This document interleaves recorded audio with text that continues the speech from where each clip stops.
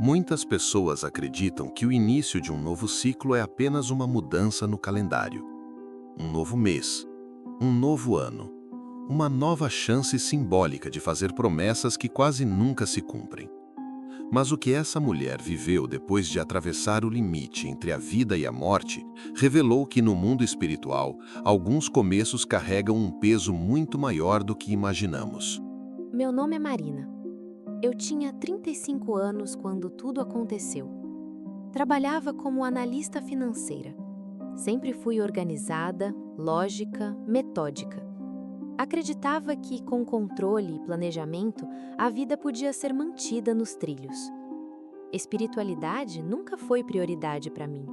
Eu acreditava em Deus, sim, mas à distância, como alguém que respeita uma ideia, mas não se envolve com ela. Tudo mudou numa madrugada que deveria marcar apenas o começo de mais um ano comum. A virada tinha sido simples, em casa, sem excessos. Nada fora do normal. Pouco depois da meia-noite, comecei a sentir um mal-estar estranho. Primeiro uma pressão no peito, depois uma sensação de vazio, como se algo estivesse se desligando por dentro. Tentei me levantar para pedir ajuda, mas minhas pernas falharam. Meu coração começou a disparar e então parou. Depois os médicos confirmaram uma arritmia grave e inesperada. Nenhum histórico, nenhum aviso. Mas eu não me lembro de dor. Eu me lembro de silêncio. De repente, eu não estava mais presa ao meu corpo. Eu me via caída no chão, via pessoas correndo, chamando meu nome, mas tudo parecia distante, como se aquilo já não fosse mais comigo. O que eu sentia era uma lucidez impossível de explicar, uma clareza que eu nunca havia experimentado em vida. Então, algo mudou. Eu comecei a me mover, não por escolha, mas por atração, como se estivesse sendo chamada para um lugar que sempre existiu, mas que eu nunca tinha percebido. O ambiente ao meu redor se transformou. Não era um túnel, não era um sonho. Era um espaço onde tudo parecia verdadeiro demais para ser imaginado. E então, eu senti uma presença. Antes mesmo de ver, eu soube. Era Jesus. Eu não o vi como nas imagens religiosas que conhecia. O que percebia era a vida em estado puro, autoridade envolta em amor, santidade sem dureza. Quando ele falou, não levantou a voz, mas cada palavra carregava peso eterno. Ele me disse: "Você entrou em um tempo de decisão." Eu tentei falar, mas não consegui. Não porque estivesse impedida, mas porque entendi que aquele momento não era para perguntas, era para ouvir. Jesus me mostrou a terra, mas não como mapas ou países. Eu via pessoas, vidas comuns, rotinas normais, gente acordando, trabalhando, se distraindo, dormindo, sem perceber o que estava acontecendo espiritualmente. Então ele disse algo que me fez tremer. Alguns períodos não são apenas continuidade, são separação. Eu entendi que ele falava de um tempo específico que estava começando, um novo ciclo, um tempo de revelação. Jesus explicou que muitas estruturas espirituais frágeis seriam abaladas, não por ódio, mas por misericórdia. Ele disse: "É melhor que algo caia agora do que desmorone tarde demais." Eu vi pessoas que se diziam próximas de Deus, mas viviam de aparência. Vi fé superficial sendo confrontada, corações sendo expostos. Mas também vi algo lindo. Pessoas simples, anônimas, buscando a Deus em silêncio, orando sem plateia, vivendo com sinceridade. Essas brilhavam intensamente no mundo espiritual. Jesus explicou que o novo tempo não favoreceria quem fala bonito, mas quem vive com verdade. Eu vi famílias sendo restauradas, pessoas abandonando vícios antigos, relacionamentos sendo curados, mas também vi resistência. Jesus me alertou que muitos rejeitariam esse mover não por falta de evidência, mas por medo de mudar. Ele disse algo que ficou gravado em mim: o orgulho espiritual é mais perigoso do que a dúvida. Eu senti o peso daquilo. Percebi que sempre achei que teria tempo para mudar depois, tempo para levar Deus a sério mais tarde. Então, Jesus me disse algo que nunca esqueci. O problema não é o futuro, é o adiamento. Ele me mostrou que muitas pessoas não se perdem por escolher o mal, mas por nunca escolherem o bem de forma definitiva. Vi como distrações simples afastam as pessoas da presença de Deus, não por pecado escandaloso, mas por indiferença constante. Então, Jesus me mostrou algo que me fez chorar. O momento da morte de algumas pessoas. Não era terror, era confusão. Elas não estavam preparadas porque nunca cultivaram intimidade. Conheciam sobre Deus, mas não conheciam Deus. Jesus explicou: a eternidade não começa após a morte, ela começa na forma como se vive agora. E completou: quem não me reconhece na rotina tem dificuldade de me reconhecer na transição. Eu perguntei em pensamento se ainda havia esperança. Jesus respondeu com firmeza e ternura: ainda há escolha, enquanto há tempo, mas o tempo não pede permissão para acabar. Então, ele me tocou, e naquele instante eu soube que precisava voltar. Ele me disse: diga a eles que este não é um tempo comum, e que ainda não é tarde, mas não é infinito.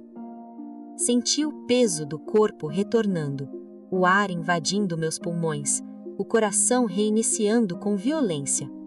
Acordei em um hospital, cercada por médicos atônitos. Minha recuperação foi chamada de improvável. Eu chamo de missão. Depois disso, nada mais foi igual. Perdi o interesse por muitas coisas que antes pareciam importantes e ganhei fome por algo que antes eu ignorava. Hoje eu vivo mais simples, mais atenta, mais consciente.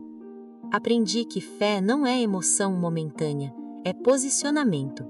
E a mensagem final que eu deixo é esta: se você sente que algo está sendo confrontado dentro de você, não ignore. Se percebe que tem adiado mudanças importantes, não adie mais. Alguns tempos passam, outros decidem destinos. E este é um tempo de decisão. Ainda não é tarde, mas o tempo não espera. Mas depois que acordei no hospital, eu percebi que voltar ao corpo não significava voltar à vida como antes. O mundo parecia o mesmo. As pessoas falavam normalmente. Os médicos seguiam protocolos. As máquinas apitavam. Mas eu não era mais a mesma. Havia algo dentro de mim que não conseguia mais fingir normalidade. Nos primeiros dias, eu quase não falava. Não porque estivesse fraca fisicamente, mas porque tudo que eu via agora carregava um peso diferente. Conversas que antes pareciam importantes soavam vazias. Preocupações que antes me dominavam pareciam pequenas demais. Eu tinha atravessado algo que não pode ser desvisto. À noite, quando o hospital silenciava, eu fechava os olhos e revivia aquele lugar. Não como lembrança distante, mas como algo vivo dentro de mim. E foi nessas noites que comecei a perceber algo que Jesus não tinha dito com palavras, mas que ficou gravado no meu espírito. Muitas pessoas não estão perdidas, estão anestesiadas. Vivem em modo automático. Acordam, produzem, se distraem, dormem e repetem. Não porque são más, mas porque estão cansadas demais para perceber que estão longe. Quando finalmente voltei para casa, tudo parecia igual, mas ao mesmo tempo completamente diferente. Eu andava pelos cômodos e sentia como se estivesse visitando a casa de alguém que eu conhecia, mas não era mais eu. Sentei no sofá, olhei para objetos comuns e pensei: quantas coisas ocuparam meu tempo sem nunca preencher minha alma? Foi ali que entendi algo doloroso. Eu sempre achei que estava vivendo, mas na verdade eu estava adiando. Adiando o silêncio, adiando verdade, adiando Deus. E percebi que não fui a única. Comecei a observar as pessoas ao meu redor com outros olhos. Colegas de trabalho, amigos, familiares. Todos muito ocupados, todos muito cansados. Todos sempre dizendo: depois eu vejo isso, depois eu penso nisso, depois eu mudo. Mas o depois nunca chega intacto. Jesus tinha razão. O problema não é o futuro, é o adiamento. Comecei a entender porque ele falou que esse é um tempo de decisão. Porque decisões não são emoções, são escolhas conscientes. E muitas pessoas confundem sentir com decidir. Sentem vontade de mudar, mas não mudam. Sentem culpa, mas não se posicionam. Sentem Deus perto, mas continuam adiando intimidade. Eu percebi que fé não é arrepio, é escolher alinhar a vida com a verdade, mesmo quando isso custa conforto. Nos dias que se seguiram, algo começou a acontecer dentro de mim. Eu sentia um incômodo santo. Não condenação, não medo, mas uma urgência tranquila. Como se o Espírito de Deus dissesse: agora que você viu, não pode viver como antes. Eu tentei ignorar no início, confesso. Pensei em voltar à rotina, em seguir normalmente. Mas toda vez que eu tentava, algo dentro de mim se fechava.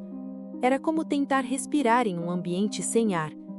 Então comecei a fazer algo simples: silenciar. Não para pedir, não para falar, mas para ouvir. E foi nesse silêncio que comecei a perceber o quanto eu falava com Deus, mas raramente estava com Deus. Descobri que oração não é uma lista, é presença. E presença exige decisão. Comecei a abrir mão de distrações pequenas, nada radical no começo. Menos ruído, menos tela, menos pressa. E mais verdade. Foi aí que algo começou a mudar. Não de forma espetacular, mas profunda. Comecei a perceber coisas que antes passavam despercebidas. A inquietação das pessoas, o vazio disfarçado de humor, a fé vivida como obrigação. E entendi algo que Jesus tinha me mostrado sem palavras. Este é um tempo em que Deus está chamando pessoas para dentro, não para fora. Não para palco, mas para profundidade. Não para aparência, mas para raiz. Muita gente quer mudança externa, mas foge da transformação interna.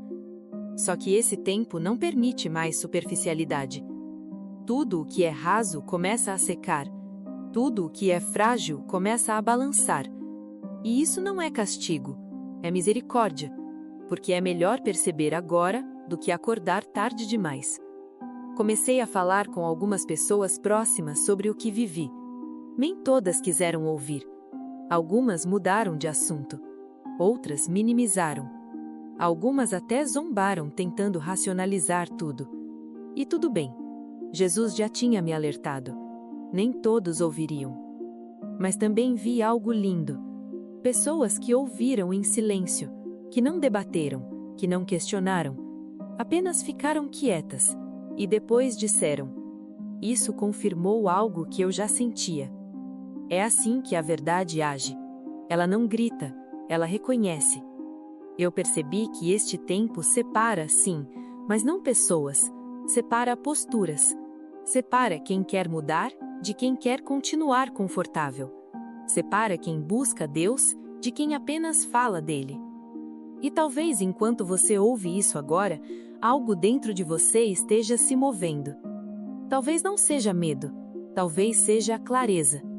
Talvez você perceba que tem vivido no automático, ou que tem adiado decisões importantes. Talvez você ame a Deus, mas sabe que está distante. Se for assim, isso não é acusação, é convite. Porque enquanto há tempo, há escolha. Mas o tempo não espera que você se sinta pronto. Ele apenas passa. E cada dia vivido sem decisão é uma decisão em si. Eu aprendi isso do jeito mais intenso possível. Nem todos terão uma experiência como a minha, Mas todos terão um momento de confronto interno. Um momento em que a vida pergunta: você vai continuar adiando ou vai escolher agora? Esse momento pode ser agora, não porque você ouviu um vídeo, mas porque algo dentro de você reconheceu a verdade. E se você sente isso, não ignore, não endureça, não distraia. Silencie. Pergunte a si mesmo com honestidade: o que eu tenho adiado que já deveria ter sido decidido? Porque alguns tempos passam, outros definem destinos, e este é um tempo de decisão. Ainda não é tarde, mas o tempo não espera.